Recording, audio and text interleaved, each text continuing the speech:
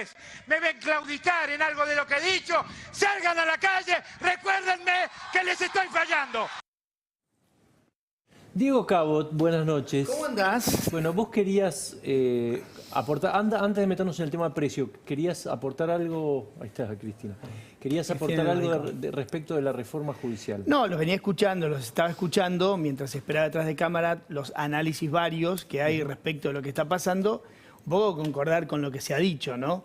O sea, estas cosas al gobierno suelen servirle de acelerador, o por lo menos al kirchnerismo, no sabemos al gobierno. Al kirchnerismo sí. Porque en realidad, digamos, la cosa contrafáctica que pasó fue lo de Vicentín, donde después de una movida de este tipo, el kirchnerismo desacelera, o si querés el oficialismo, Sí. Desacelera y dice, bueno, voy a correrme de acá por un tiempo, no sabemos qué va a pasar finalmente, ¿no? Pero por lo menos sacaron ese famoso decreto de intervención, claro, que fue tan cuestionado. Pero en realidad, si uno mira este tipo de proyectos que son identitarios del espacio, ¿no? En el curso de los años, y estamos hablando de todo el kirchnerismo, ante las manifestaciones públicas y demás, el gobierno, o por lo menos el kirchnerismo, fue aún más fuerte. Vos decís que ¿no? Si no da marcha atrás el gobierno, va a quedar claro que detrás de Vicentín no estaba el kirchnerismo, detrás de la reforma sí. Eso es un poco lo que... Puede ser eso, o puede ser que, digamos, lo de Vicentín era demasiado costoso sabiendo que venía esto, porque, digamos, nosotros no teníamos esa información, o por lo menos no la analizábamos así, de que cuando se levantó toda la gente con Vicentín, empezaste a ejercitar el músculo que obviamente ya está aceitado para esta, ¿no? A 2 o 3 meses. Bien. Entonces, digo, el gobierno sí sabía que después de aquello venía esto, y por ahí para sacarle un poco de presión, le saca el pie o le saca el ojo, por lo menos por ahora, a Vicentín, como decimos, deja el decreto de intervención de lado, todavía no dijo nada de la expropiación. Del tema de la nafta, ¿quién está detrás? Bueno, ¿qué facción dentro? Es interesante esto de la nafta, porque en realidad... el aumento de la nafta, 4%. Vos vas al surtidor, ¿qué te sucede? Lo que te salía antes 100, te sale 104. Fin, no hay vuelta. Te importa muy poco. ¿Por qué se dio? ¿Por qué se dio? Pero en realidad ahí hay, digamos, varias cosas. Que no había, hace 8 meses que no aumentaban los combustibles, ¿no? Hace 8 meses aumentaron los combustibles. Es verdad que el costo del petróleo cayó, pero también no te olvides que... No, tenés la devaluación. Que tenés la devaluación, que es un mercado en dólares, que el dólar oficial se devaluó el 20%, la inflación, ¿cuánto es? Hasta, creo que es alrededor del 18 el primer semestre. Bueno, lo cierto es que, como te digo, vos arrimás el auto, lleno, completá, pone esto, lo que fuere, te sale más caro. Ahora bien, ¿qué hay atrás? En realidad, acá viene, digamos, a deshacerse todo un esquema que se había armado con Macri. Dentro del precio del combustible, vamos a hacer primero un paréntesis, dentro del precio del combustible, el 50% alrededor de eso, más o menos, son impuestos, ¿no? Cuando asume Macri, una de las cosas que hace durante el gobierno de Macri es al famoso impuesto a los combustibles, que era un porcentaje del valor de la nafta, sí, ¿no? Del precio al público de la nafta, lo cambian por un monto fijo que se actualiza por inflación. Ah. Todo lo actualizable por inflación, básicamente en Argentina, es actualizable según los humores del gobierno. O sea, ya habría que traducirlo, mandarle a la RAE, decir, mira, lo que en Argentina es,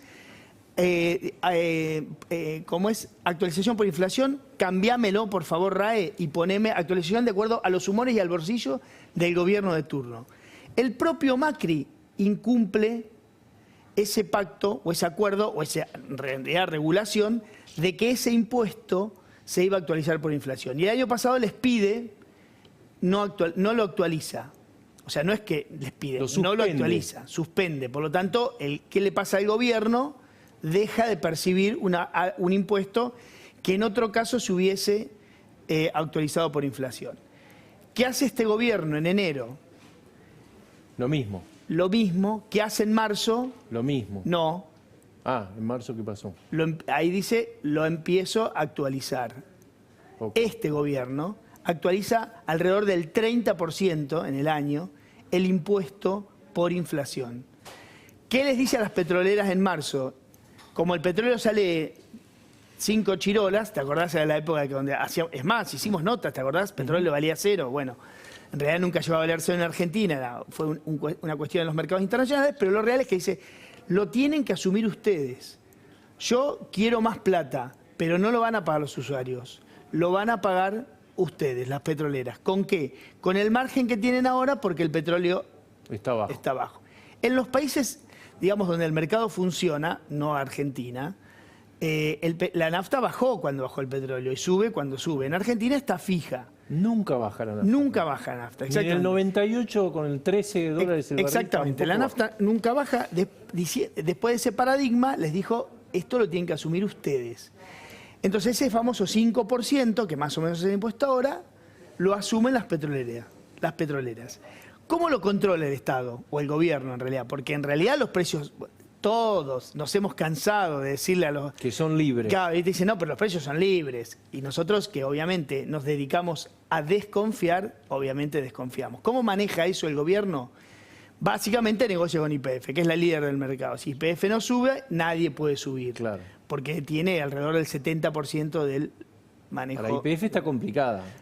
Con YPF complicada, el gobierno les deja pasar básicamente lo que hay detrás de este aumento es que ese impuesto que habían absorbido en su momento, te estoy hablando en marzo, después de ese marzo sabemos que hubo inflación y devaluación del tipo de cambio oficial y obviamente inflación de precios, entonces el gobierno ahora dice, bueno, suban la nafta, pero en realidad lo que está pasando, por eso es que las petroleras decían, no, pero pará, esto no es un aumento de nafta, porque acá lo que estamos haciendo es pasándole al que compra el impuesto que vos subiste, gobierno. Claro. ¿Entendés? Porque en realidad YPF, que presentó ahora, la semana pasada, el peor segundo trimestre de su historia, sí. Bueno, todo el mercado está destrozado en el mundo, hay que decirlo, ahora en realidad ellos quieren subir alrededor de un 15%, saben que no hay margen en los bolsillos. Saben que no hay margen, entonces esto no te olvides que es como en el momento en que les pide este gesto, si querés, patriótico, el gobierno, las petroleras, aumenta, o sea, le pagan más al gobierno. Vos pensá esto, el litro de nafta se vende al mismo precio, pero mis impuestos son más caros.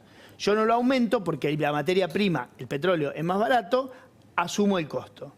Ahora el gobierno, claro, con los números de YPF, dice, bueno, vamos el 5%, que en realidad es trasladarle al que carga la voracidad fiscal del Estado, porque el gobierno podría no haberlo actualizado. Claro, bueno, y además, pero lo actualizó. Para el accionista de YPF y el resto de las petroleras seguramente tampoco es suficiente, con lo cual viene... No, tampoco es suficiente. Y te digo, te hago algo corto, las petroleras le venden a los transportes gasoil. Ese gasoil está subsidiado y ese subsidio siempre tiene un atraso enorme. Las otras petroleras no cobran desde noviembre. YPF tiene al día hasta marzo. Una última cosa, Diego. Sí. Hubo gente que en el medio en lo peor de la cuarentena refinanció, porque no tenía trabajo, su resumen de tarjeta de crédito y dijo, bueno, lo pago en cuotas, el Estado me está ofreciendo una financiación o en realidad le está pidiendo a los bancos... Claro, en realidad lo que sucedió es, estamos hablando allá por abril... Y hubo sorpresas, digo. Muchas. Ahora vamos a hablar de esto. ¿Por qué? Porque el Estado, el gobierno que dijo en aquel momento, ¿te acordás? Críticas respecto de qué difícil que es para los estados o para los gobiernos llegarles a la clase media, cómo les llega, medidas que había para diferentes sectores. A la clase media le ofrece un plan que le dice, toda tu deuda de tarjeta la podés refinanciar en 9 cuotas. ¿Y cuál era la cuenta que salió en ese momento? Por cada 1.000 pesos vas a pagar 9 cuotas de 147 pesos. ¿Se entiende? Ajá. O sea, por cada... Sí, sí. Entonces vos ibas a tener un interés de alrededor, y a los bancos les decía, eso se daba básicamente un acuerdo con los bancos, es decir, no podés cobrar más del 47% de interés por la deuda. ¿Qué sucede? Empezaron a llegar ahora la cuota 1, porque eso era, la empezás a pagar en agosto, cuando todo el mundo creía que en agosto estábamos todos tomando cerveza, claro, sí, exactamente. Claro. Los abrazos. Exactamente, besos y abrazos en los bares porteños, nada de eso ha sucedido y empieza a llegar la primera cuota. Pero ¿qué sucede? Que la gente cuando ve la cuota dice, no, pero pará, ¿cómo 147 por cada 1.000? Si acá hay un numerito más grande. Bueno, pasan varias cosas. Lo que sucede, la cuenta final, es el famoso costo financiero total. Claro. que ahí es letra no el chica. legendario costo financiero. El legendario. Hay que, en el resumen está Abajo, no, muy abajo, abajito, muy abajo. mucho. Es más, si la impresora no imprime bien, no sale. Bien. Pero en este caso, si vos lo mirás, te va a salir un numerito más grande. Pero a su vez, dentro de ese impuesto, dentro de ese monto, de ese costo, que se llama, que está, como te digo, muy abajo, que suma todos los rubros. CFT. Sí, muy bien, Pancho, ¿eh? Estás bien, Sí, estás lo he rápido. visto. Bueno, dentro de eso hay IVA de intereses. Ah, Entonces, una parte, el 21%, o sea, los intereses pagan el 21% de IVA. Por lo tanto, el gobierno está recaudando muchísimo dinero. Entonces, muchos hoy decían, cuando empezaron ya esta cuota, pero pará, ¿por qué que el gobierno no nos cobre intereses? Podría haber hecho eso. Como podría no haber actualizado aquel impuesto de los combustibles, podría haber decidido no cobrar el IVA, por ejemplo, de alguna forma, o refinanciar ese IVA, pasarlo para más adelante de los intereses. Entonces, esos 47% de interés que estaba dentro de ese plan, ahora le sumás una cantidad de cosas. A su vez, el IVA, pero también el seguro de vida por refinanciamiento, los costos operativos, los gastos de administración, lo que fuere, por lo tanto se te va eso mucho más arriba. Ese plan empezó ahora y la cuota 1 está llegando, a algunos ya les llegó y a otros les va a llegar. Les está por llegar. Claro. bueno. Preocupa. ¿Y qué te parece? Preocupa porque, como te digo, pensábamos que en este momento estamos todos liberados y no lo estamos. Gracias, Diego.